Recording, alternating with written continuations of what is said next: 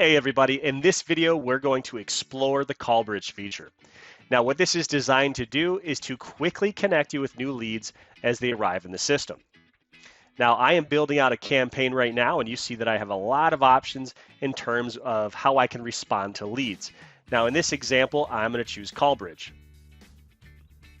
First thing our system is going to ask you to do is to enter a forwarding number where you want us to call you. So I'll go ahead and put in my phone number. And now I need to tell the system when do I want to receive a call.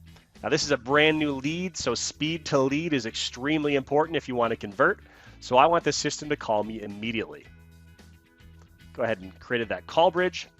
Now here's how it will work. So a new lead arrives, it hits sales pipe. Our system is going to call you at that number you provided.